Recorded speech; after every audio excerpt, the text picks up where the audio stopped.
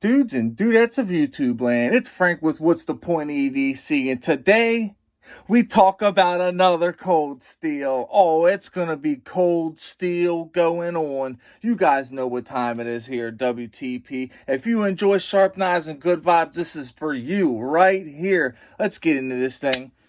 Wow, you see the size of this freaking monster. It's a pocket sword, it's a chopper, it's everything in between and everything else. You guys see it, the Cold Steel 4 Max Scout. Oh my god, it's freaking huge. I mean, it is huge. I mean it. Look at this thing. I mean, this, I'm almost at a loss for words here. The triad lock on this thing is so hardcore. It's so, look at this. It is so overbuilt. Now, this is the 4 Max Scout right here. This is going to be an Aus 10 steel right here. We got the swedge. We got a high saber grind, drop point blade. The same thing kind of as its little brother, the AD10. Same thing as essentially, but just much, much bigger. Look at this. And you can still one-hand this knife. It's got that triad lock, back lock that Andrew Demko was so well known for. Cold Steel really did a good job with this. Look at the chopping ability. Look at, do you choke back on this? Do you know how hard you can chop? If you put a lanyard on there and you put a lanyard around your hand, you get them good whacks. Get your mind out the gutter. This is awesome. Aus 10A steel is a good steel. If you don't know anything about Aus 10A, check it out. It's awesome. So this is made in Taiwan. Now there's another 4 Max out there too, and I don't necessarily know the differences other than the steel and the handle material, because this right here looks like GRN or something like that, like glass-filled nylon, or it's something along those lines. I'm not 100% sure what it is, but what I do know is that it's got good traction. It feels very good in hand. See this? Look at this pocket clip real quick. What did I just turn around that way for? Look at this. That is a large pocket clip, but the thing here is for a knife that is this big, you need a large pocket clip. Actually, let me show you how big this freaking thing really is. Here is a large one right here. This is the AD10. Okay, what? Come on now. If you don't know about these knives, I know you're sitting there in shock right now. Hold on. Let me put this in real perspective for you. Let me grab a normal, sensible folding knife. I'm going to grab two everybody knows about. Okay, here we go. We got the Spyderco Manix 2 lightweight right here. Okay, so first off, it's smaller than the AD10. And then you put it up against this whopping beast. Look at the what? Come on now. This thing is freaking huge. We're going to go ahead and put it up against one more to give you a little something, something. This is the knife that does everything right and nothing wrong, the Kershaw Blur. Matter of fact, this one right here is that discontinued fire right here in CTS BDZ1 steel. Look at this. I mean, this thing looks literally like a fifth pocket knife. The whole knife is barely bigger than the blade. That's freaking nuts. Look at this, guys. God dang.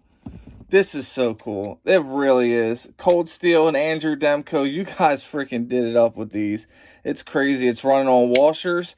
This is so cool. And the fact that you can actually safely and very easily one-hand operate this knife is such a big plus. You can whip it out. Yeah.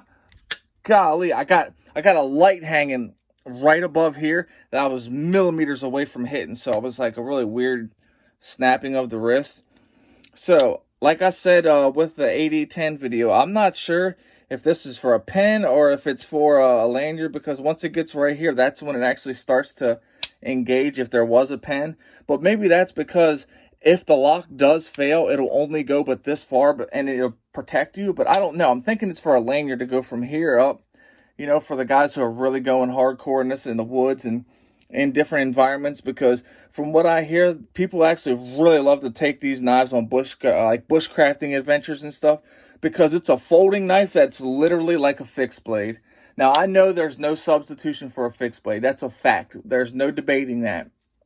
But when you have something like this, with this triad lock that Andrew Demko designed, you've got a very strong, very sturdy, very secure, and safe locking mechanism.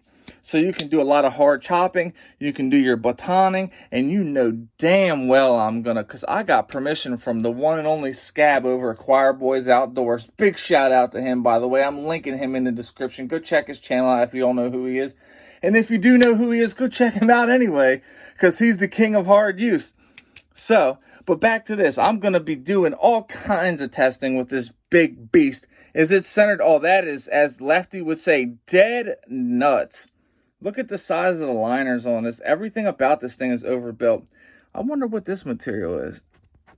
Okay, that's the same material as the scales. It's just not textured. Look at the texturing on that. Now, I do have to say one thing. So Cold Steel seems to have perfected the glass-filled nylon. I think they kind of have. I actually, check this out. Look at the handle.